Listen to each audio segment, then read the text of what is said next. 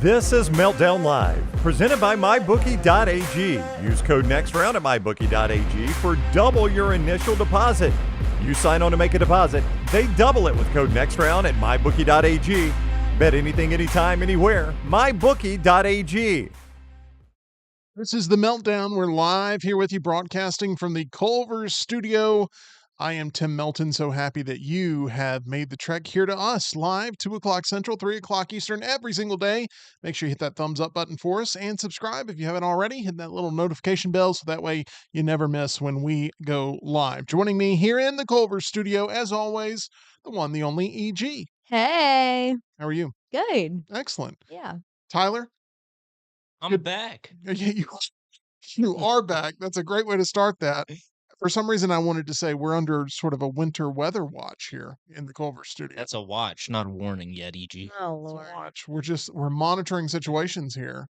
There's already sort of rumblings that Tyler may be camping out here. Oh, wait, seriously? Yeah, so Jim, I still don't know if this is an actual joke or if this is a plan for Friday. It could go either way with the gym, but I was told, we might need somebody to camp up here Thursday night so that way Friday the automation system will run properly, commercials can be played, and everybody that enjoys TNR on the app can still do so.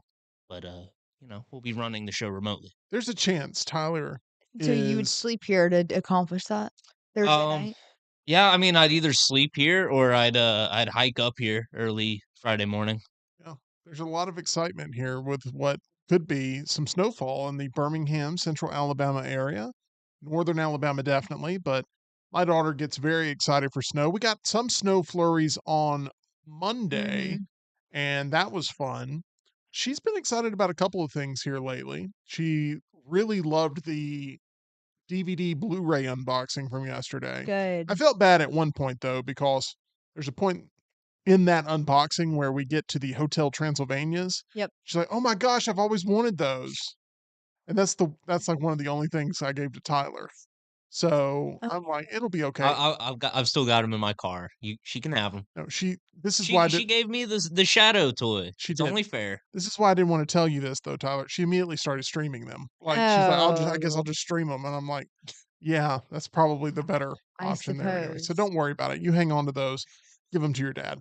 Okay, that was a lot of fun yesterday. We appreciate everybody's feedback and support there of the mystery box unboxing. If you missed it, we'll have a duplicate version, a little bit of an alternate version out there that's more consumable later on in the week for those that want to see the entire haul in a shorter amount of time. But we are here excited for a number of blazing hot headlines here on this Wednesday, and I say we go ahead and get right into it.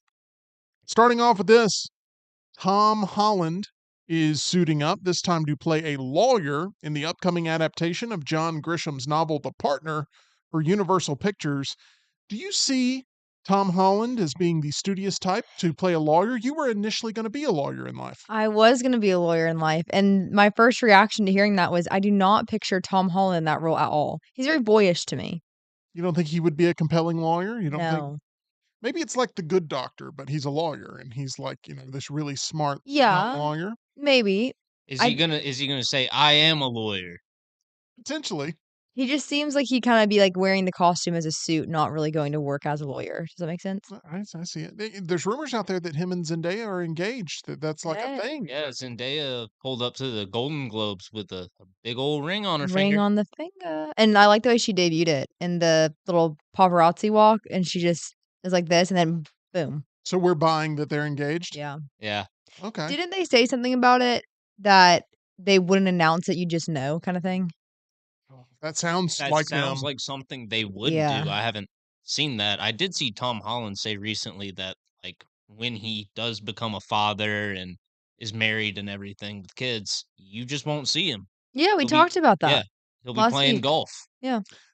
Who's your favorite Spider-Man of all time? For me, it's Tobey Maguire, but that's sort of the era I grew up in. Do you have a favorite Spider-Man? Is it Tom So- Holland? I'm nostalgic for the Tobey Spider-Man movies, but I don't know. It's tough because I think Tobey Maguire was the best Peter Parker, not the best Spider-Man. Andrew Garfield was the best Spider-Man, not the best Peter Parker. Tom Holland kind of feels like that happy medium. So you like all three. Yeah. I like all three in their own ways, but It's a cop-out answer, Tyler, and you know it. I'm gonna go Toby. I'm gonna go Okay. Toby. So I like some of the just wild humor that some of those movies had. no. I really like Tobey Maguire's Spider-Man, but I really like Tom Holland as Spider-Man. I'm kind of copping out there too. But Andrew Garfield raised his stock a lot with the latest Spider-Man movie, but not enough to push him over those two. Okay, next up, James Gunn says he's contemplated moving Robert Pattinson's Batman into the new DC universe. Mhm. But the Batman director Matt Reeves says it really comes down to whether it makes sense, saying, quote, "What the future brings, I can't really tell you. I have no idea. My head is down right now on getting the Batman Part 2 shooting, which is the most important thing. We will have to see where that goes." Tyler, this is trending more and more towards Pattinson teaming Stop. up with David Cornsweat as I don't Superman. want it. These They said one, if it makes sense. I'll go ahead and tell you right now, it doesn't. Um, Also, this just feels like they're trying to be nice and let the audience down gently. But that could also be me projecting my feelings of Pattinson joining the DCU onto it. It's just like they're not going to say no, we'll never do this, but they're saying, maybe if it makes sense, if everybody agrees, and the answer is just not getting past that first part. It doesn't make sense for it to. this is the wild rumor slash speculation that you've had to sort of address the most over the recent weeks here on the Meltdown, which is, will they move Robert Pattinson's Batman from the grimy, gritty Gotham to those soaring heights of the DCU and all the fantastical elements that come along with it? We both are in the camp of, we really want them to keep that character within that Gotham universe that has been set not only in the Batman but also in the Penguin HBO series, and we really would not like them to bring Batman into that overly powered world that with a bunch of DC characters running around with superpowers. Batman maybe has the best superpower of all, which is infinite amounts of money and wealth. That's probably the best superpower you can actually have. But this feels like James Gunn and Matt Reeves have a creative difference. It feels that way to me. And I hope that I hope it stays that way. I hope they never I, reconcile their creative differences. I'm team Matt Reeves in this. If he's the one holding down the fort for it needs to stay in the universe that he's established, I'm team Matt Reeves. But is there any chance, Tyler, that you think in the coming weeks we hear Matt Reeves is no longer directing the Batman Part 2? Who are I they gonna I know you're like, "Please don't say things like this, Tim." quit speaking this into But you've existence? gotta talk about the possibilities with the way things have trended. Originally, we were supposed to get the Batman Part 2 this year, and then they pushed it to 2026, and now they pushed it to 2027. Tyler, you're gonna be, you're gonna be in your 40s by the time the Batman Part 2 comes out. Yeah, man, I just don't want to see it all in one universe. And if that does happen, I will be sort of homeless in terms of superhero fandom because I've already sold my stock in Marvel. It's going to take a lot for me to be back in that camp. And if they just start merging tones that don't make sense to mix, then I'll have to start selling stock in DC too, We because s I don't see a connected universe working out with Batman taking on, mafia bosses and just the local crime of Gotham with the big kaiju we just saw in the Superman trailer. Yeah, Those are two very different tones. and that's exactly what we were promised we were getting away from with the Yes. latest DCE with Ben Affleck. There's one more element of this, which is we saw Batman debut in Creature Commandos in episode 6 of that series. Now, I have not been watching that series religiously by any means, but I had to check out sort of the Batman moment. It's a very small moment Yeah. up in the ceiling. It's been photoshopped to death now with different characters. I saw one that was a silhouette of Hey Arnold at the bottom. Um, but that made me laugh. But there's Batman up there, and James Gunn was asked about this, and he said that originally in Creature Commandos there was a lot more Batman, and he kept telling them like, "I'm not ready to commit to that yet. With this angle of what Batman's going to be, let's tone it down." Like James Gunn has said repeatedly that Batman is his favorite DC character. maybe his favorite comic book character, but definitely his favorite DC character. He loves Batman. He gushed about growing up with Batman, loving Batman, and all the opportunities that Batman provides. He called Batman the most popular superhero in the world, which I think he is correct.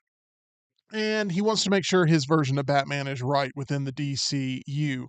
I just wonder if by not showing hardly any Batman and Creature Commandos minus that little flash that we got there, if he is more and more leaning towards Robert Pattinson being his Batman.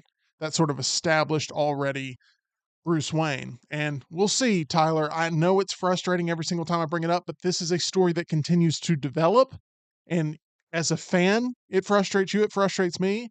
But as entertainment commentators, we have to constantly think about the ripple effect of what the announcements would lead to. And I worry very much if these two get off on the wrong page with James Gunn and Matt Reeves, that it could lead to the DCU being flatlined even before it gets started. I mean, either way, I think this is bad news for Batman because this either means we're getting the muddied tone, Yeah. not kind of half Matt Reeves Batman, half James Gunn Batman, or we're getting the Andy Muschietti Batman. Yeah, Neither Andy, one of those would be good. and they've talked about Brave and the Bold maybe having to change the release date and strategy of that because they don't want it to interfere with the Batman Part 2 now. And there's just so much Batman that's up in the air with what the future is. And it's coming off of a huge weekend where Colin Farrell won the Golden Globe for his portrayal of Oswald there in the Penguin series. So there's a lot of appetite for them to get this right. And I'm not sure that they're going to. And here's the number one thing I'll say to you. If there is a big breakup between James Gunn and Matt Reeves, I don't think it'll be until after Superman comes out because they do not want They don't want to mess up the promotion and rollout of Superman in any way. they do not want the narrative to be James Gunn has come in and ruined what you already love. Oh, by the way, go see a Superman movie. They do not want that to be the narrative. So if for some reason that relationship goes south, it will go south in late 2025, unless it's already gone south and they're just holding it back, which is very much a possibility. But anyway, we're monitoring it all. James Gunn, he always likes to promote how transparent he is with the press and with social media and all this. This is where it could come to bite him if he's not transparent about what the future Oh, of this yeah. character is. Absolutely. But I've told EG this.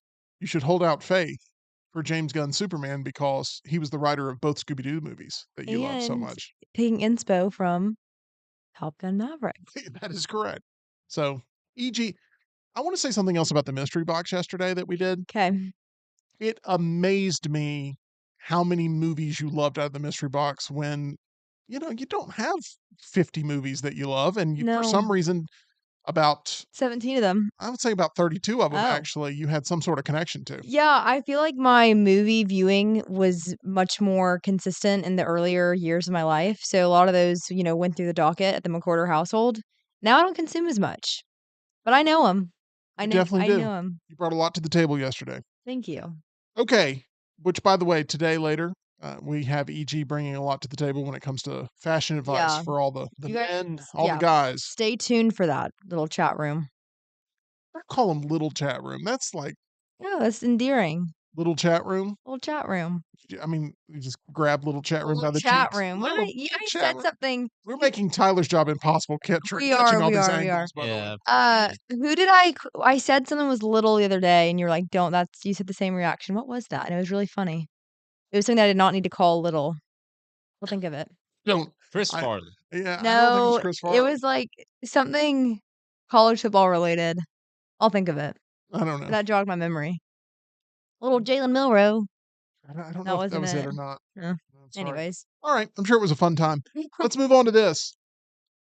Justin Baldoni. Oh, Lord. Here we go. He claims in an alleged leaked audio message that he got, quote, sent to the basement for over an hour by Blake Lively at the It Ends With Us premiere. These two don't like each other. No. Not sure if you're aware of this, EG. I didn't hear about this basement thing. Tell me more. Quote, I wasn't allowed to be seen. She didn't want me anywhere near her or the rest of the cast, so they ushered me off the carpet and sent us down to the basement. We were down there together, my friends and family, people that loved me the most. We start laughing because of the ridiculous. I messed that up. ridiculousness. Why can't I say it? It's getting worse. Ridiculousness. Thank goodness. Ridiculousness. That's a Harry Potter spell. You turned into her for a second. It was fried Dick Pickles. Congratulations on the new trash open there. Oh yeah, that's Of good this shit. whole thing. Oh my gosh. At least we're live on air. Anyway, Justin Baldoni Got and annexed. he got annexed off the red carpet to the basement where he was very frustrated with all of his friends and family not being able to actually participate in the movie that he allegedly directed. Allegedly. Well, there's rumors out there that Blake Lively and her team came in and had final cut No and that they way. made some big changes. This is getting more intense as the days pass. I can't believe that she sent someone to a basement. But there's two sides to every story. Let's always remember that. So I want to hear her side of that because it's really hard to explain how that happens without saying, "Hey, you're going to the basement. I don't want you here." What other explanation would him and his closest friends and family have for being huddled together? And what basement is there? He's accusing her of being a bully, and his lawyers say that they are going to make the case that Blake Lively bullied Justin Baldoni the entire time throughout the production That I and wouldn't post-production. surprise that. She seems a little aggressive. Now, initially, you were very Team Blake in this. I was watching Gossip Girl, and she obviously is in lead role. Mhm. So you think that swayed your Yeah, I opinion? might have. I'll be Okay. honest. I just say we stay tuned for more of the facts. Yes, agreed. I haven't made Agreed. up my mind yet. I think they're probably both at fault in different ways, Same. but Uh, I don't know if I can even declare a team because I think probably both are awful in different ways. That's what I was about to say. I don't. I'm not gonna give any of my loyalty Yeah. to either of them. Have you watched the movie yet? No, It Ends With Us? no. My sister-in-law watched it though. I told you that. Right. Yeah. She liked it. She liked it, and I don't know if I shared this on air, but she didn't realize it was a domestic violence theme, and so she was really interesting to her because she went into it completely blind. Whereas I know that's a very what's the word I'm looking for? Not popular, but that's a important role in this movie. It's a perfect transition to this. Speaking of popular, Wicked. Uh, Wicked dominated the SAG Awards with 5 nominations announced today. The announcement was actually put off due to the fires that are raging through Los Angeles right now. The live stream sort of announcement, big thing was sort of it was just published quietly, including Best Actress for Cynthia Erivo, Supporting Actress for Ariana Grande, Supporting Actor for Jonathan Bailey, which is the surprising one out of this. who did he play? Fierro in this. The Prince? yeah, I guess you could call him the prince. Hmm. You know, He didn't really support much for me because I don't know I'm who gonna he be is. honest. I don't even remember that character. he had a whole musical sequence. Did he have the hair, the brown Oh hair? yeah, that narrows it down, Tim. Well, you remember when they were in like the library and it had the Yeah, wheels and all that yeah, that's stuff, and him. it's like Oh, dancing through life Yeah. or whatever. oh, That's the one that he loves Elfie, not Glinda, but Glinda Yes, loves him. correct. Yeah, the prince. There you go. Yeah. And outstanding ensemble cast too, also nominated for that. James Mangold's Bob Dylan biopic, A Complete Unknown, was close behind with 4 nominations, Wow. including, I mean, obviously Timothy Chalamet, obviously Edward Norton. Hmm. There was one of the actresses was nominated, and the ensemble was nominated. So that doesn't surprise me too much. Once again, I didn't like that movie very much. Didn't think it was a very good movie. I think there's great performances in there. I don't think it's a great movie. I think it's kind of a crappy movie, to be honest. Dang, y'all's tune on this movie is really just like not a good one. It's and it's not like we went in wanting to dog it, Yeah. not expecting much out of it. We had both put this pretty high. I think number 3 out of our most anticipated movies of that month. So, it made me watching the movie. It made me go like, man, if I really cared about the angle they're taking Mhm. here, I would have just wanted to watch a documentary instead of what Yeah. they're doing. yeah. Yeah. It was like they were acting out a documentary, I don't like that. and I'd rather just watch the documentary of the real events because none of these events mattered anything to me while I was watching them, and that's a bad part of if you're going Yeah. in and the story is like, Eh. okay, I don't care about this. That's a problem. But I mean, the performances are fine, but it feels sort of like a wink and a nod, like Yeah. we're important, this is important, everything's important, and you're like, is it really? Is it really 2.5 hours worth of importance? I don't think it is. So I didn't love it. Anyway, Joining Wicked and A Complete Unknown in the Best Ensemble category, which is basically their Best Picture at the SAG Awards, Anora, Conclave, and Amelia Perez, Shocker. all nominated. You know what's not nominated? This is actually the shocker. The Brutalist, not nominated for Best Ensemble Cast. Since SAG introduced the category in 1995, only 4 films, Braveheart in 95, Shape of Water in 2017, Green Book in 2018, and Nomadland in 2020, have won Best Picture at the Oscars without earning a SAG Ensemble nomination. So that could be potentially a bad sign there for the Brutalist, but it has been done before, just a handful of times. You know what this means, Tim? It was between The Brutalist and Anora. It's going to Anora. You think so? I mean, there's a chance. Right now, The Brutalist is looked at as the film to beat based off the hype of the Golden Globes. Even though the Golden Globes doesn't directly affect the Oscars, there is this sort of building campaign for The Brutalist that hasn't expanded wide. Nobody's seen it yet. I haven't seen it. Tyler hasn't seen it. Yeah, I'd love to be able to translate some of that hype into me actually going and watching the movie and being excited for it. But I'd still haven't seen nary a showtime. We have to see The Brutalist before January is over. It'll expand at some point. We will. It'll expand. And Tyler, I'm going to get a text from you one morning saying Brutalist tickets on sale, and we're going to go see it. But I'm rooting for The Brutalist to be really good, but it did not get a Best Ensemble nomination. So that is a little bit of a surprise there. And a film like Anora could benefit from The Brutalist sort of. Right now, it's in that top position, but Anora could have that red shell at any moment, knock The Brutalist out if audiences reject it, especially, or if they don't show up for it, or if it starts to feel like it's got some stink on it, and Anora could zoom right past it. So it is Mario Kart here right now for. Not even it just having stink on it, but it's nearly 4 hours. If it's not an absolute masterpiece, then people will harp on the fact that it's so long and use that as the weapon. When we walk out of The Brutalist, the question we'll be trying to answer is, was this thing way overhyped? And we'll know that answer, I think, upon first viewing. But if you go see The Brutalist more than once, something tells me that you will have really loved it. There's no way. There's no way? There's no way, Tim. That's a lot of time. You've seen Nosferatu 3 times. Yeah. You saw Dune 6 times. Yeah. There's a way. There is a way, Tyler. If you love The Brutalist, I can see you seeing that twice. I don't know. Sitting there for 4 that's a 4-hour stretch at one time. Got it. But That's a double feature. how long is Dune? I mean, it's like nearly 3. you've seen it 6 times. Don't tell me that you know more about you than I know about you. I mean, normally I'd be like, "Oh, how dare you assume you just know me like that?" But I have trouble Yeah. recalling my own life. I'm an unreliable narrator. That is correct. Okay, let's go to this. You ever heard of Bonnaroo, E.G.? Yeah, the music festival? Music festival in the state of? California or No. Texas? No, Washington. no. No. Try Don't. Tennessee.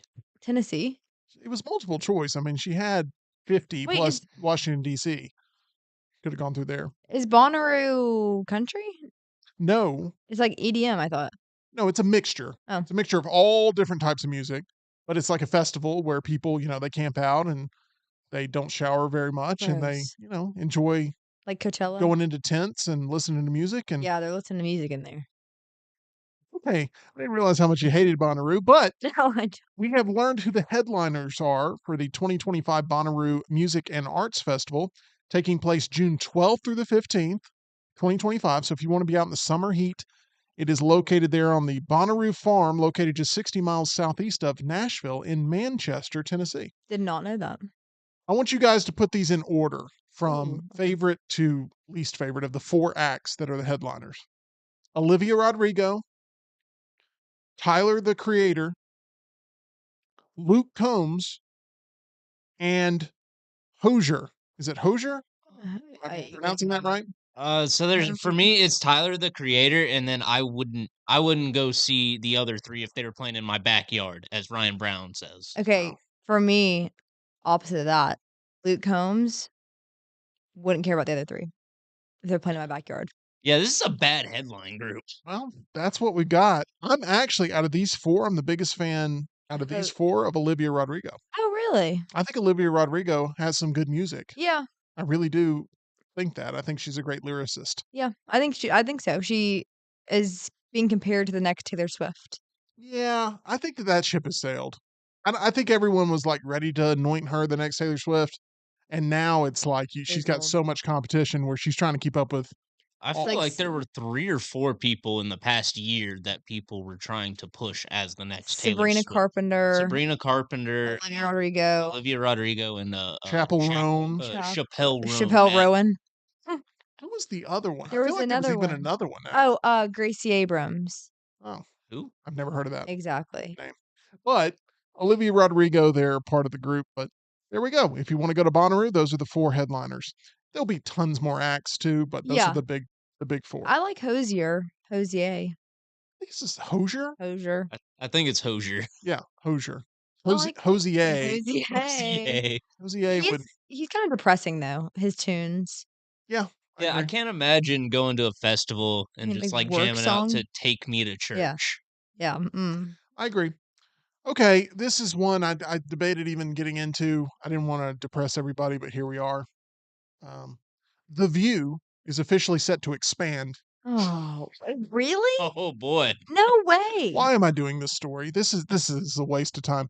The View is set to expand to the weekends now, starting January 11th, which is this upcoming Oh, weekend. no. It's going to be called The Weekend View. It will stream on ABC News Live and include an extended Hot Topics segment that they will tape on Fridays. Oh, that's the Yeah. one thing The View was missing was hot takes from Whoopi Goldberg. They're gonna have to keep doing those production notes on everything they say. Whoopi Goldberg, by the way, and Joy Behar will not be featured on this. It will include the Oh. secondary View crew, the other cast of What's her name? Misfits. Sonny She's- Houston? She's the Hostin? one that However keeps you say it. having to read these legal notes, and it's funny every time. What? Yo, how do they have the money to keep expanding this show? I just assumed that show was dying Who is and watching it? struggling to get sponsors. I don't know. I mean, the fact that this show exists is one thing. The View is one of those shows that no matter how sick I am, if I'm in a doctor's office and they're playing The Mm. View on the TV in the waiting room, I'm leaving. I'm not sticking around. I don't need the treatment. I could be missing a leg. Yeah. Some things are worse than death. Okay. Let's move on to this. The 2025 Golden Globe ceremony hit 10.1 million viewers on CBS Sunday night. Tyler and I were part of that group, and Congratulations. Do Proud we of count that. as one whole viewer, or are we split half and half between Golden Globes and the breaking update on the storm in Pickensville? yeah, I think that we count as a whole viewer. I still think that counts. But it's a great question. The Golden Globes, 7% increase year over year. That's pretty good. That's not bad. I think how much of that is the Wicked effect? Yeah. Because Wicked is a big movie. But then in the same case, last year there was Barbie, and that was a pretty big movie for just casual viewers that wanted to tune in. I would argue the Wicked diehard fandom would appeal more to the awards show crowd than I agree. diehard Barbie fan, you know? Totally agree with you. And I think that a lot of Wicked fans tuned in. And I also think that they were very disappointed with how the Golden Globes didn't give them anything except for the box office achievement or achievement in film or whatever the participation award is at the Golden Globes. Wicked fans know that they kind of got screwed over with Ariana Grande not really having a serious push there for supporting actress when, e.g., you're kind of over Wicked, but you agree that Ariana Grande, like, she showed up for her job For on that show. sure. For sure. There's no doubt. I mean, that you could tell the passion that she had just to play Glinda. Yes. She brought it, and will she get an Academy Award nomination? If the SAGs tell you anything, it seems like she is going to get a nomination. Does she have a chance to win? Let's see what happens at the SAGs, because that's going to be a very telling thing when it comes to how actors will be voting for the Academy Awards in that category. But Golden Globes up. I also think this is a testament to Nikki Glaser. bringing in Yeah. people. Yeah. And I know I was intrigued to see how she would do, and I thought she did a fantastic job. It So was great. That was my first thought when you said that it increased was Nikki. they've talked about having her back, and I don't know if she would agree to do it. I think she may want to cash out because she rather would leave them wanting more than come Yep. back and have a flat performance. So, Agreed. Vin Diesel, by the way, posted a friendly photo with Dwayne "The Rock" Johnson and wrote, quote, "All love, always." Now, this was an older photo, and everybody's like, oh, it must be good between them. I feel like Vin Diesel is That's still, marketing. I feel like he's still trolling The Rock right now. Oh. Do you feel that way? You feel like there's beef there? I mean, there obviously had been, but I supposedly still don't even know what the original beef was. they hated each other on the set of Fast and Furious. I mean, they absolutely two alpha males trying to destroy one another reputationally. I mean, it got bad, but they had an awkward encounter there at the Golden Globes, which led to rampant speculation that their Fast and Furious feud was ongoing. But Vin Diesel's basically coming out saying like, "You guys are seeing things. We're family," that sort of thing. And I think there's still beef there. I think there's still beef. There probably is. I'm pretty indifferent to that story. I'm not a big Fast and Furious guy, and yeah, it doesn't surprise me that even if there was beef, there'd be some sort of post suggesting that they're friends. So that was a big headline coming off of the Golden Globes was Vin Diesel and The Rock's beef, but Mhm.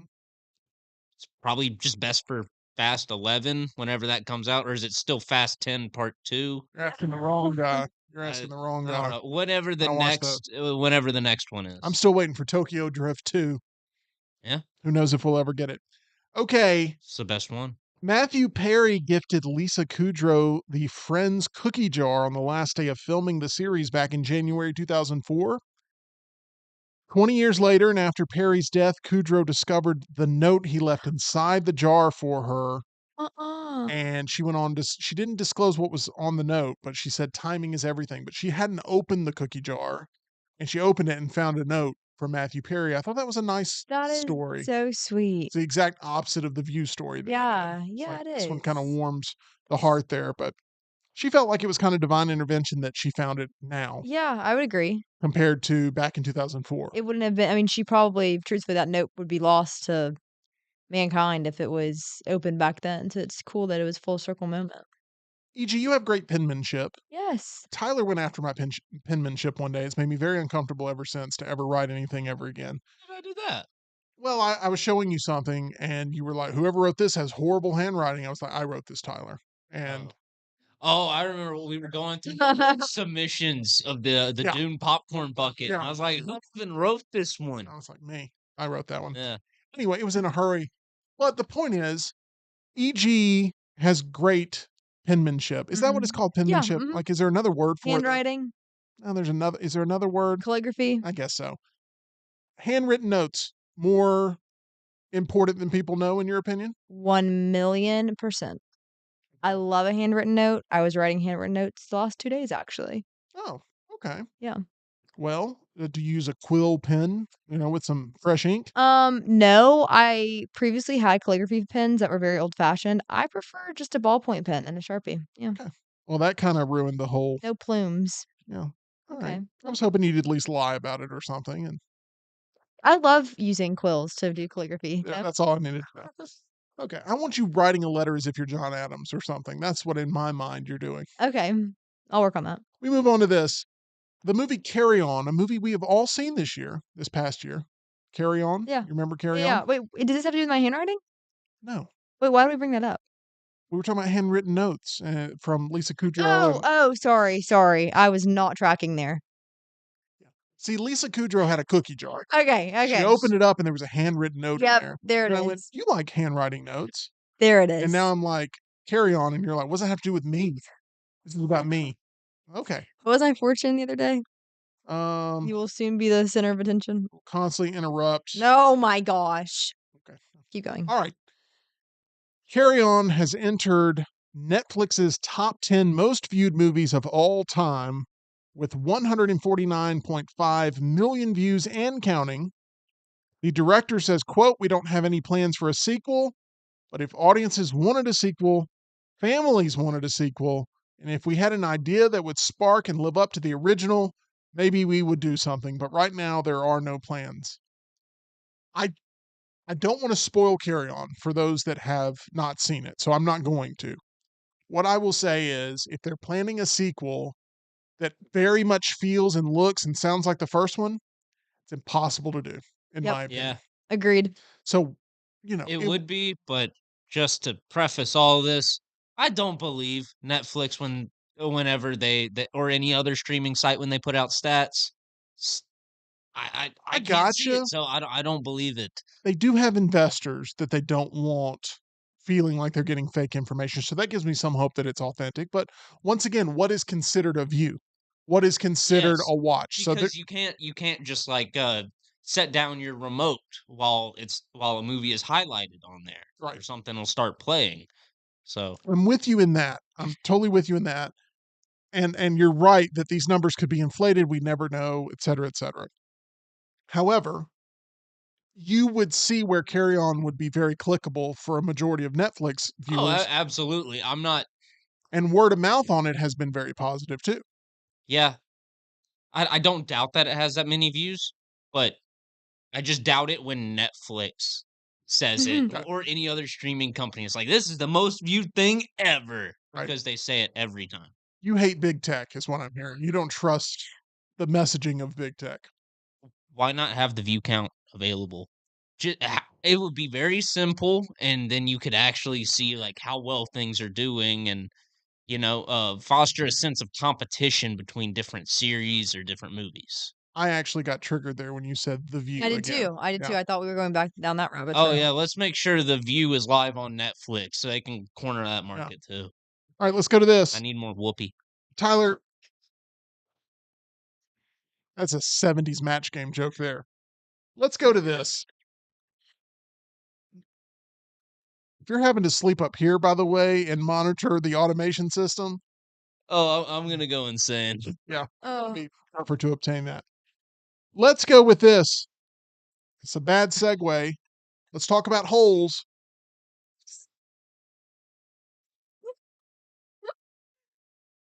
Ah. A Holes TV series is in the works. Tyler, you love Holes. Yeah, yeah, I did. I saw this headline. I'm disappointed by it because you will never, ever recapture the magic that was the 2003 Disney Channel original Hulk. That is correct. Oh. A Holes TV series has been ordered to pilot at Disney Plus, so we'll see if it actually gets the series. The potential show would be based on the book of the same name by Louis Sakar, which was previously adapted into a 2003 feature film by Walt Disney Pictures starring Shia LaBeouf. Shia LaBeouf. So I don't have much more to add on this other than that was a very popular book growing up in the school system for me. It Mhm. was just Mhm. always around. And if you were forced to do a book report on something, Holes was a popular one Yeah. to read. And it was relatable for kids that felt stuck Yeah. in the school system. I almost said the prison system. That's not what I was trying to say. I was saying the school system. The movie had a great cast too. You got Shia LaBeouf, you got Sigourney Weaver, John Voight, Henry Winkler. I mean, it was stacked. I thought Shia LaBeouf was pronounced like Shia LaBeouf. It is, Oh. but I like the way Tyler says it, and he refuses to say it any You other way. is that like wait, say it again? Oh, what Shia LaBeouf? There we go. Okay. Okay. It sounds like you're Shia LaBeouf. criticizing some random female. Like at your Shia LaBeouf. Shia LaBeouf. like, what did you call her? A LaBeouf. Shia LaBeouf. Shia LaBeouf. You know what a LaBeouf is, right? Shia LaBeouf. So that's what I hear when I hear you say that. Gonna move on to this. Brace yourself, Tyler. Squid Game season 2, according to Netflix, Oh no. earned 126.2 million views in 11 days, faster than any Netflix series ever. I believe it. I'm sorry. I believe it.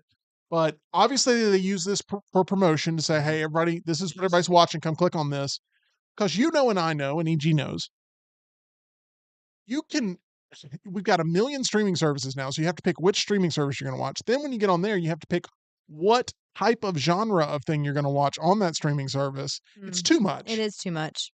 I actually thought the 50 DVD/Blu-ray/PS4 games that we got yesterday, that actually made it easier to pick between what it is I wanted to watch than any of these streaming services where it's like, hey, watch this. Are you interested in this? Have you seen this? This is what everybody's watching. This is what no one's watching. This is what Mhm. it's like, oh, I can't watch old school, new school, television, movie, limited series, It's overwhelming. season 3 of Blue Bloods. It's all over the place. Now, I do think that Squid Game's numbers, those sound more real to me, and this is gonna sound so strange, but trust me, I believe it wholeheartedly, and I believe it more because the memes are more prevalent for Squid Game than they ever were for Carry On. I didn't see a single Carry On meme. Carry On has been very popular I don't doubt that. in the I'm social just media feeds with people talking about, Red bows on a suitcase. no, Oh, that's what I've seen mine. mine has been seeing a bunch of people just constantly calling it Die Hard. Oh, Yeah. really? Oh yeah. hmm. Mine has been, if I see a red bow on a black suitcase, I'm getting off the plane. Oh, okay. Yeah. Well, we're seeing stuff, Tyler. So, I haven't seen any Carry On memes. I've been looking for them too. yeah, I think you're on social media that skews maybe a little bit younger, and I'm on social media that skews a little bit older, and I think that's why I'm seeing a lot of Carry On stuff. And And Mhm. that's why I'm seeing all Squid Game right now. there you go. I haven't seen a single episode, but I've seen all the memes. Ted Farnsworth. Anybody know who Ted Farnsworth is? No. That is the architect of MoviePass's doomed $9.95 a month subscription plan. So I'm not sure, Tyler, if you were an overly active moviegoer when they announced MoviePass the first time around. But for $10 a month, they ship you a credit card, Mhm. and you can go to the theater and you can watch a movie a day. One movie a day, every day, unlimited movies, but one a day. You just go up, you swipe their credit card. You got to book through the app and then swipe the credit card and you get a movie ticket. What a bargain! Yeah. Basically, I'm assuming this no longer exists. well, because yeah, it didn't work. Didn't work out. yeah, I already feel like getting 12 movies a month for $20 is a bit of a steal. You can thank Ted Farnsworth for AMC adopting their A-list plan the way that they did because they were trying to basically create their own movie pass because movie pass worked really well for a lot of people early on. I got into the movie pass game way too late, ended up having a card sent to me, and then they started putting on all these different restrictions of like, oh, well, now you can't see the number one movie every week. You can see a movie that's been out for 3 weeks for free, but you can't see. And it was like, well, that's not what I signed up for. But they would change the rules and all this stuff because they were losing money Yeah. and the investors were very angry Mhm. and there was no way the math worked. Here was their plan.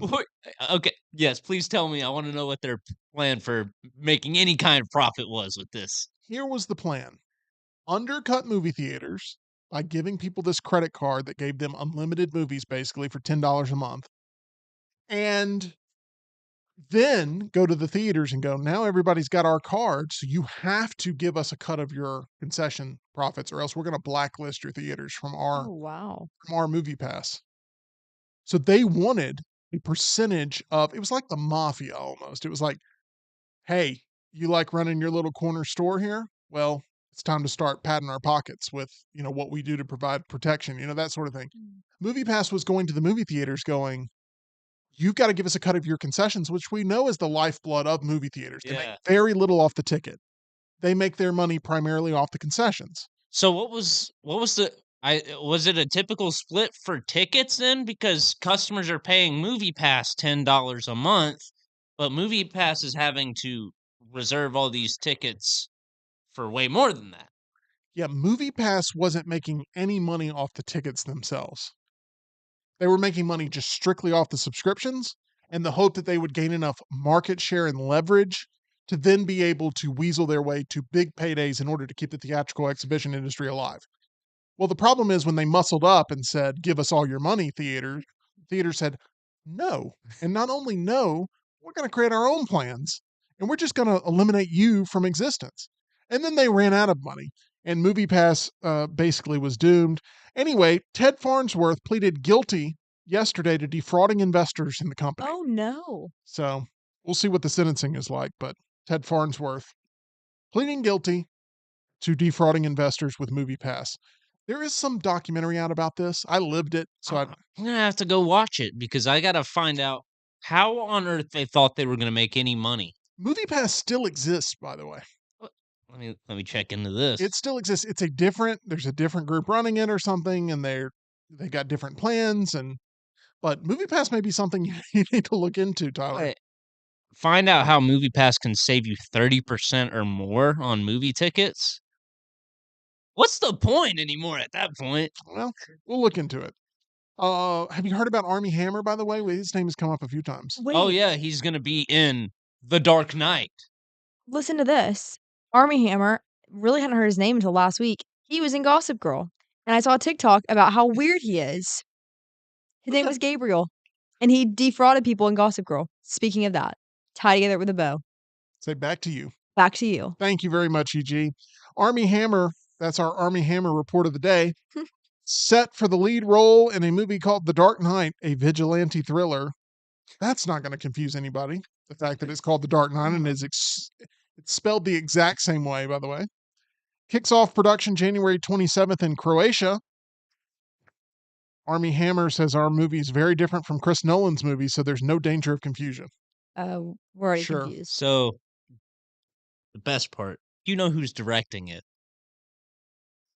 I'm trying to remember how to pronounce his name. Yeah. Yu Bowl? Yes. Yeah. Director of House of the Dead.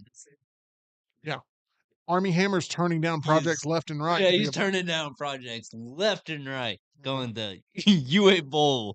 Love UA Bowl though. He likes to clap back at the fans on social media, and he doesn't hold back at all. He's entertaining. Well, this is going to be an interesting PR story to cover the production of this film and the marketing of it. But we will see if Army Hammer is able One to. person who hates their fans and another person who wants to eat their fans. Correct. Which, by the way, if you are looking to do some chomping yourself, I recommend the team at Alabama Dental Associates, as they are going to take really good care of you there. The team of Dr. Jeff, Dr. Brian, and not to be confused with Chris Nolan, Dr. Nolan over at Alabama Dental Associates, providing you all sorts of services when it comes to staying on top of your dental health, whether you have a nagging toothache or you need to get on top of those regular cleanings. They're there for you. Maybe you're new in town, need to make sure you have a dentist on standby. Reach out and try Alabama Dental Associates for yourself. It is a great time there. Really fun going to the dentist. Something I never thought I would say. I have fun going to the dentist, but that is the case there with Alabama Dental Associates. Go ahead and reach out now, 205-956-8977, or visit alabamadental.com, where they look forward to seeing you. Tyler, you got a chat check-in for us. I do. Daniel says Holes is perfect. It does not need to be redone at all. I agree. Landmine Believer says Marty McFly is the #1 movie name ever, but Stanley Yelnats, that's top 5. Okay. I agree. He also wants to buy some of those Squid Games cookies just to see how hard it is. Charles says he was a Movie Pass member back when it launched. It was pretty damn cool. I can see why they didn't make any money. He says he did his part to burn through that Series A funding. And then Ravi and Sarana, a strong duo, ask if we think The Wild Robot still has an Oscar chance. Ooh, great question there. And I think absolutely 100% the Wild Robot has a chance. And I actually, even after Flo won the Golden Globe, I think Wild Robot is still the favorite. I agree with you. I think the Golden Globe going to Flo was, and it feels mean to say it, but I think it was here you go, a participation award, because they will not be getting recognized at the Oscars, and they didn't really rake in a whole lot of money at the box office either. Flo was pretty solid, but not an all-timer by any means, and I think Wild Robot just has the best all-around. You saw Flo. Yes. Your take on it was good. Yeah, But- it's solid. It's just a little repetitive because Yeah. there's no dialogue, and you're watching all these animals just like drive sail boats the entire time, and you're just thinking, how does this dog know how to drive a boat? And then the other dog knows how to drive a boat. And you're just like, why do all of these animals know how to drive a boat?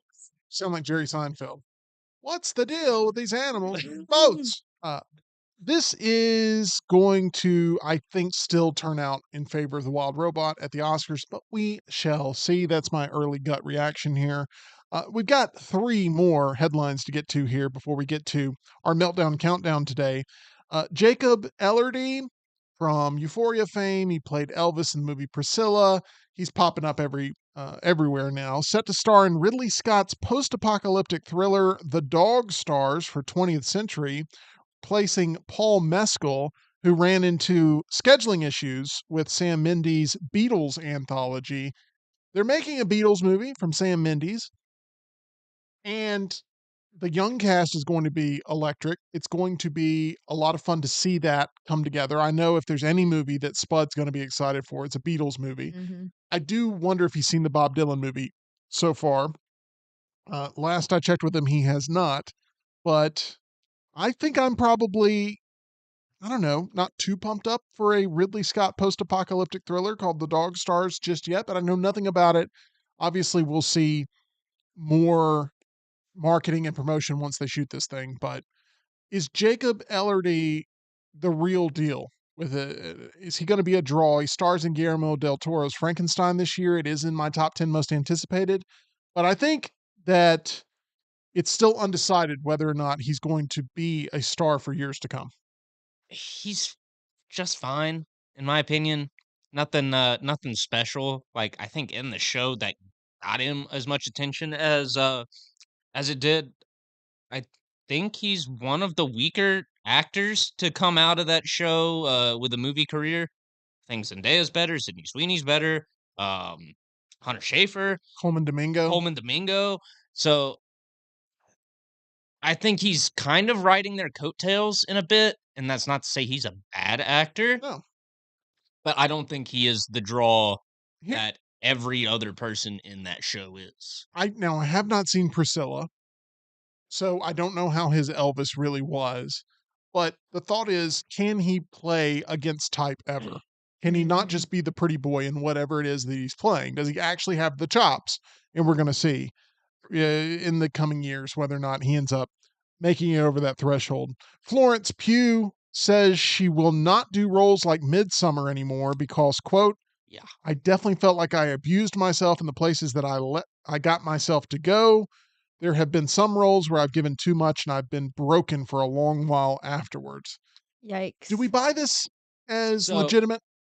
I'm not sure how much of the full conversation you saw because a lot of this is taken from a podcast, and Yeah. depending on where you pull the article, they either just run with that or they give you the full context. So her process for doing like all the ugly crying she was doing on Midsummer was to look at the camera and imagine her family dying in front of her Oh, and just try and have that reaction. So I buy it. I buy it. That would be an awful headspace to put yourself in for a job day in and day out. Yeah, the performance in that movie is fantastic. She expressed she didn't have regret over doing it, and she Yeah. liked the way it turned out. But yeah, I would think that would be a very tough day on set every single day. that would be awful. I remember you really liking this movie though. I like it. I don't love it. Yeah. Some people like go bananas for Midsummer. Okay. I was confused for a second because I thought you said you remembered liking it, EG, and I was like, There's no way way. EG's watch this. No, There's I no way. I liked it. I prefer Hereditary over Midsummer. I'm I more in agree. that camp. But the Midsummer people are like Die Hard. Die Oh, Hard yeah. Midsummer people. die hard. And I saw it opening night. Maybe even saw it early access. But I remember really liking it, but not like loving it. But Mm-mm. people have watched it dozens of times. I mean, that's like the only some people that's the only horror movie they will watch is Midsummer. Really? They just watch that over and over and over again. They love it. And now So, horror movies weird. keep copying the Midsummer smile at the end. That's fair. It's gotten annoying. It's played out at this point. Movie that Tyler and I both love, we champion all the time. You hear us talk about it all the time. It's called A Real Pain, which just won Kieran Culkin the Golden Globe for Best Supporting Actor. He's going to win at the SAG Awards. He was nominated today. He's going to win the Oscar. I mean, it feels like the lock of the century, Kieran Culkin. Yeah. we're as long as he can avoid scandal, I've said that a million times, as long as he can avoid scandal, it feels like he's a lock to win all the trophies. The movie will be available to stream on Hulu starting January 16th. So we're about 8 days out, but definitely worth the watch. Absolutely. Really well directed, well written, well acted.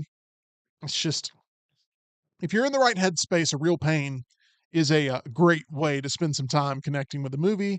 They're with Jesse Eisenberg and Kieran Culkin. So check that out when it gets on Hulu if you didn't check it during its theatrical run. All right, it is now time for a Meltdown Countdown. And EG is always so fashionable, and she's always so fashion forward in not being afraid to call out fashion faux pas, Yeah. not being afraid to tell you what she really thinks about flip flops and cargo shorts. It's become I don't know if when you wrote that line, you knew it would become as iconic as it has. No, I never envisioned that. But like, I can't look at a pair of cargo shorts now without thinking about how much EG hates them. I don't know whether to take that as a compliment or not, but I'll take it as a compliment. I mean, that's the way you really feel, right? Yeah, they offend me. Okay. So people have, anytime the cargo shorts and flip flops thing comes up, the chat always blows up with, "Oh, EG's probably mad at me because I'm wearing flip flops right now." Literally. So I wanted to task EG with sort of taking the high road here a little bit, while also talking about maybe some pitfalls not to fall into this winter season, because it's no longer Christmassy holiday time. Mhm. So you can't get by with like sort of the festive look. You gotta start having some style here Yeah. especially leading up to Valentine's Day for the fellows out there that are looking to dress to impress. I told Tyler today, I was like, I think EG's going to be roasting us. And Tyler said, "No, man, I got drip. You got nothing," or something like Oh, that. wow. I said she's gonna roast you. I got drip. Okay, Wow. well, whatever. Okay. It still hurt. Yeah. Tyler's the bully here. No one would see that, No, they but wouldn't. Tyler picks on me. He Now, does. am I 3 feet taller? Yes. But, in a boxing match, does Vegas take Tyler in any regard? No. But But he lands more punches every day. It hurts. I go home, I cry a little bit. I'm like, Tyler was so mean to me. and no one believes you. Yeah. I was like, "You took my Hotel Transylvania DVDs." And my daughter's like, "Why do you let Tyler bully you? Here, hit him with his shadow when you get in there." And then I act like it's a gift. Anyway, point I'm getting to is this. Tyler's like, "This is news to me." This is the longest opening ever for a Meltdown Countdown of your 5 fashion tips you have for this 2025 winter season Yeah, for men for specifically. men. I've got nothing else left to say other than go to number 5. Okay, number 5. Invest in a good cold weather jacket. So, there are a few options out there. I prefer a nice quilted look. I wore this today. This is an investment piece. Ask for a Christmas gift if you need one or a birthday gift, but this never goes out of style. The puffers are functional, but they're not always fashionable, if you will. So investing in a good winter jacket is critical that you can dress up or down. As you can see, it has some nice plaid detail here. You can roll the cuffs up. Now, let's say you're wearing a little flannel underneath this, immediate tie-in, very effortless. If you don't really want the plaid cuff, roll these down, quilt it all the way. So you like versatility in your Yes. winter jackets. Yes, I think that in all fashion choices that you are making, especially men, you need to be versatile with it because if you're going to invest money into your look, you need to be able to get the most money out of it. So don't buy something that you're only going to wear once. Don't buy something you can only wear when it's, all the stars align kind of thing. Where do you stand on leather biker jackets? No. Okay, Sure. it's good to know. Return that one. No fringe. Right. Of course. Oh, Duh. that'd be bad. Exactly. Absolutely. Let's move on to number 4 on your fashion advice here for the winter season for men. Yeah. So all I wrote here was beanies because I didn't really know where I wanted to go with this. I don't hate beanies, but it's one of those things that if you do it too much, you become a beanie guy, you know? If you do it in moderation, it can be a very fashionable thing. Tyler, you're nodding Yeah. along. Okay. So at first, I was a little offended. It's like, oh, you can't be wearing beanies. It's like it's the best thing to. It's the best thing during the winter. And then you said you can't wear them too much, Yeah. or you become the beanie guy. Yeah. That's 100% true. Pff, Once the beanie becomes like your piece, Can I say, you're naked without. Am I allowed to speak? Yeah, That may be the most kumbaya moment that you 2 have ever had. I think That may so. be, like, the nicest thing I've ever seen. Yeah. That lets me know that not only does the winter jacket warm you, but that conversation can warm people too. Yeah, And I hope I was so. moved by that. Good, good, good, good. Yeah, and I feel like I see a lot of beanies in coffee shops, Yeah. and I call them coffee beanies. Uh, Coffee Wait, beans. that's funny. I Yeah. like that. But again, that's our identity. Coffee beanies. We don't want that. No. You want to use it in moderation. Yeah. Throw it on, have a little confidence boost. I don't mind colored beanies. I don't mind, neutral beanies. Russell Brand was in a pink Pink. pink beanie when you took the photo. Yes. Hot pink. That conversation up on the channel of EG meeting Russell Brand, but there you go. Yeah. That's a colored beanie. We'll go on to number 3. Okay. Sound good? Layers are your friend and the key to dressing snazzy when cold. So I think a common complaint of men are usually men are more hot natured.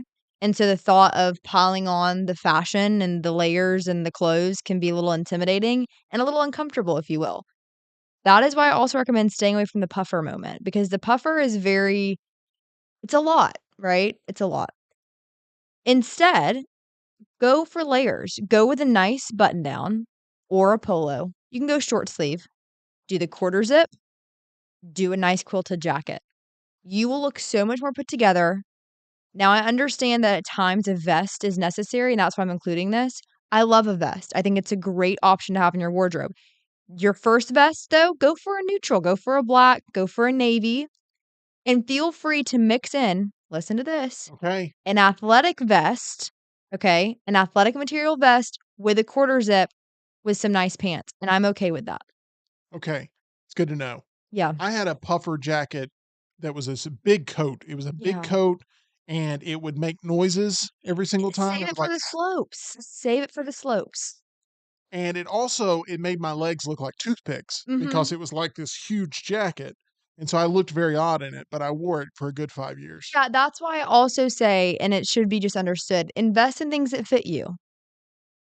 I love a sale, but if it's a size that does not work for your body type, maybe leave it on the sale rack for someone else. Well, that would be basically me with every sale rack ever because I can't find anything that fits in the store. That is sad. Like if I was alive in the 70s, You I don't know what I would have worn because you can't find anything in the I know, store. that would be interesting, and no Thank online. Loincloth. I have online. That's exactly correct. I have online now that works, but and this isn't a plug, but like one of the places I shop online is called oddballfeet.com. And I feel like it's very derogatory. It Like I is. love their selection because I can't go find shoes just everywhere. I've always thought if I'm on the run, like I can't change my wardrobe a lot because I can't find anything in store that would work. And Mhm. plus if I walked That in means you'll store, get tracked down. correct. Same Correct. outfit. That's how they Anyway, get you. this isn't about me, but I'm just saying that some guys, Mhm. they don't have as many options. Exactly, exactly. And so, it can get kind of repetitive in the wardrobe. Yes, that's why I emphasize if you find something that you like, if there's a certain brand of shirt that you like, get it in 3 colors. I don't care. Because in my opinion, I would agree, there's a lot less options for men that are creative. Now, if you really are creative with your fashion, I think there are ways to elevate it with, like, pocket squares, if you're in suits a lot, different neck wear, things like that. Obviously, that's not a lot of our audience. So, if you find something, get it in 5 colors and just rotate them. Okay. Yeah. I think we should stop. I think we should bring back top hats. I think top hats are badass and we need more top hats in the world. Alright, well, I'll make a note of that. Where are we going for number 2 on your list? We are at number 2, Yeah, right? number 2. Yeah. Shoes matter. The athletic tennis shoe with your now layered, lovely look does not work. A pair of boots that are water resistant and nice will take you places. If you live in cold weather climate where it snows a lot, obviously you need a pair of snow boots. We don't really deal with that. So get a nice pair of like the slip-on boots I like. I don't love a side zipper on boy boots. I just think that's a little I've never been a fan of the Chelsea boot Yeah. look either. The Chelsea boot is definitely a thing. I don't love it, but just a nice pair of boots will be good. Is that like something you would see in the movie The Bike Riders, the Chelsea boot? Maybe not bike riders. It's something The coffee beanies are wearing. coffee beanies are wearing it. If you walk into an H&M, Mm-hmm. the people there will be wearing Usually those with skinny shoes. jeans. Yeah, that's never been a Or problem for like, me. the really slim, chinos with, like, the rolled up cuff Yeah. that or, like, the cropped. Don't Yeah. love any of that. I'm getting about every third word y'all are saying here, so I feel like I'm trying to keep up. But I've always just gone in and been like, what fits, and I'll take that. Yeah. And that's fine. Yeah, and so this is once again not about me. This is about people with Mhm. style Yeah. that have different Mhm. options.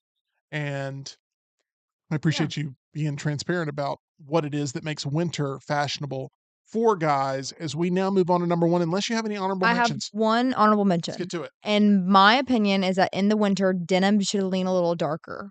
So save your light wash jeans for the summer. Keep it nice and dark for the winter. Where do you stand on dads wearing grass cutting shoes out in public during the winter? I hate that. Okay, me too. Okay, I don't know what it is, and you guys can correct me on this. Dads just have gross feet. Like bad toenails, just gross. Like your dad, my dad, all the dads, everyone's dad. The toenails are always a little bit of an issue. Well, yeah, I mean they're built for, Neanderthal Yeah. sort of going on Activities. scavenger hunts. Like they're built for the elements. Yeah. Ladies are always at the salons and stuff. Yeah. But I don't that's why I hate flip-flops. Can I ask you a Mikey question? Yeah. You don't have to answer it. Has Mikey ever gotten a pedicure? No.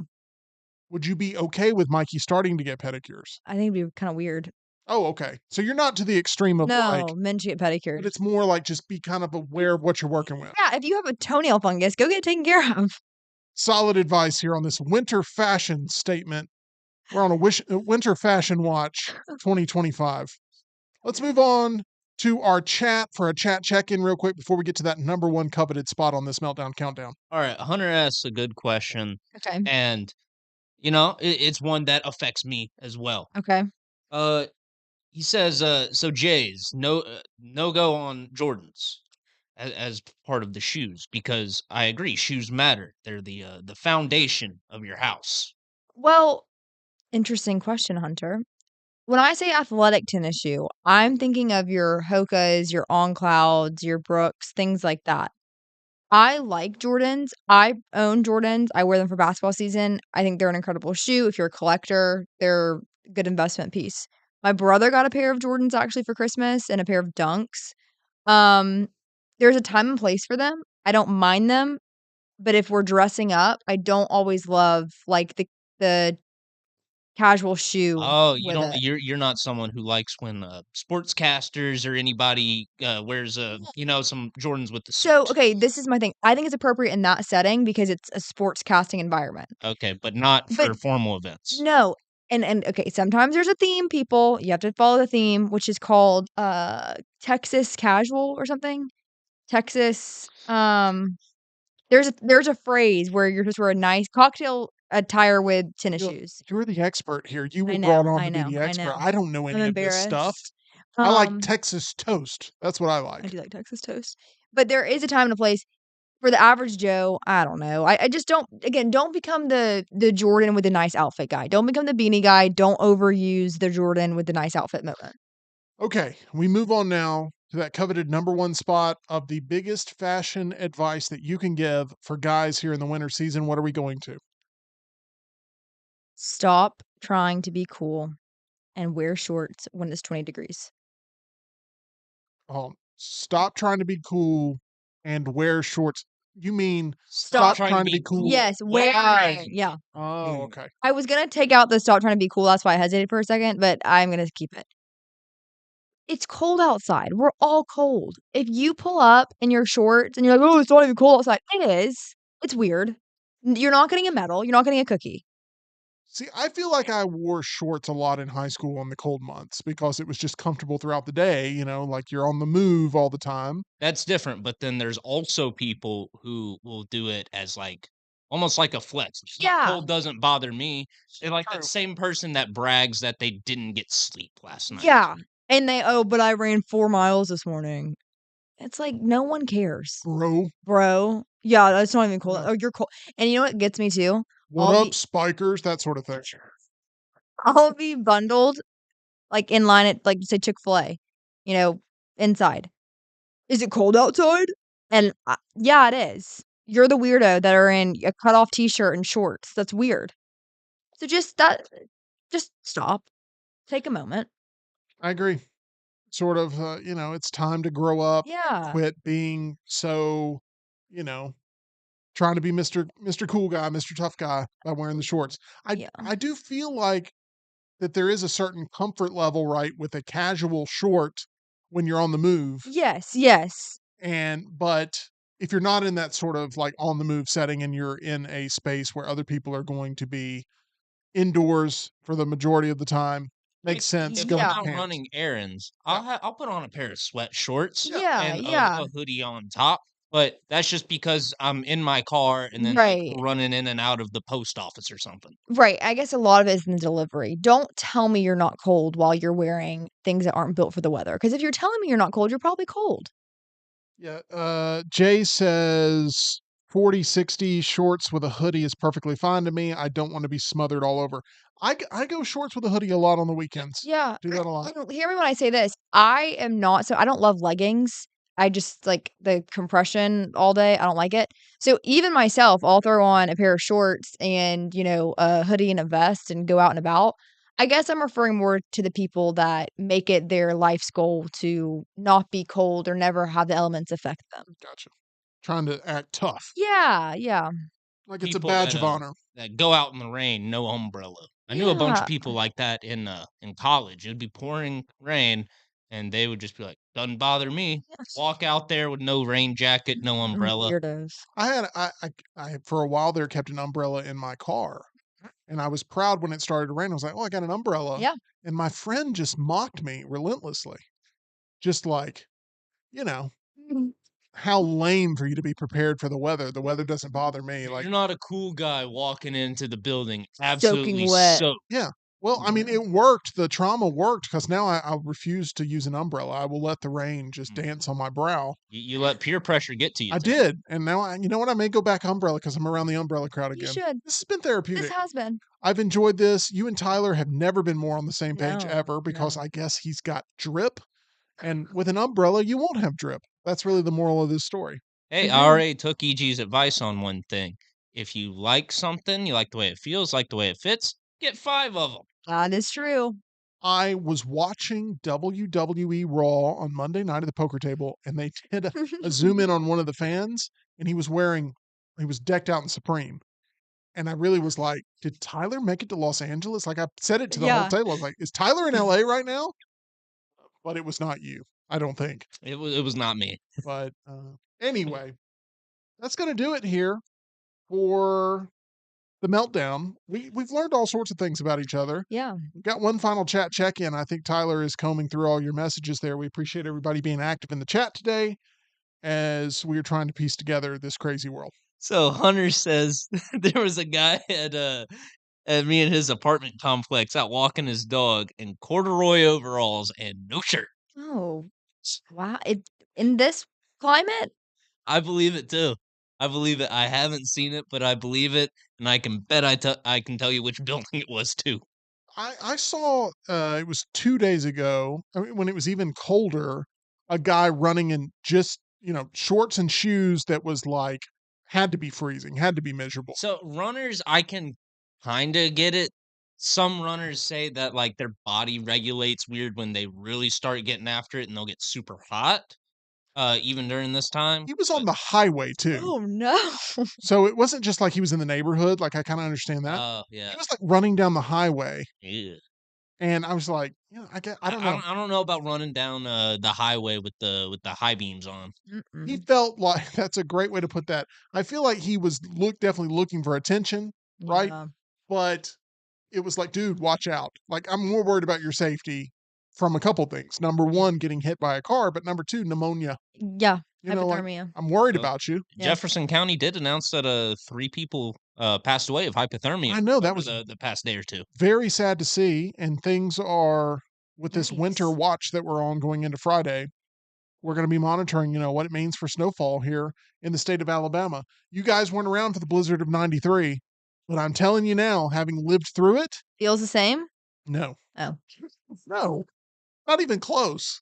Oh. Talking about potentially a max of 5 inches of snow compared to the blizzard of 93, which, I mean, if you haven't researched it, I recommend you do. But it was an insane amount of snow in the month of March in 93 where Tim had to walk uphill to school both ways, power, 5 miles. power went out. It was fun. Power went out. We built snowmen and all that stuff. It wasn't like dangerously tragic or anything. It was more just like, wow, we weren't expecting that punch of snow in the month of March here in the state of Alabama. We haven't seen anything quite since like that when it comes to snowfall.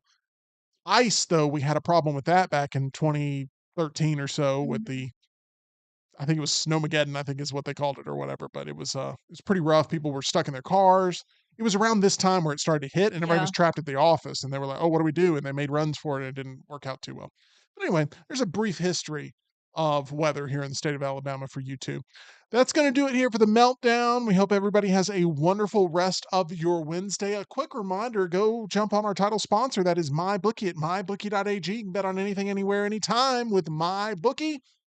All these different football games, professional and college, that you can have some action on. College basketball, pro basketball, hockey. We've got baseball starting up soon, which is going to be very exciting for all the baseball fanatics out there. Tons of action there at mybookie.ag. Make sure you use that promo code next round for that deposit bonus. For EG, for Tyler, I'm Tim. We'll see you back again tomorrow live, 2 o'clock Central, 3 o'clock Eastern. Make sure you smash that thumbs up button for us.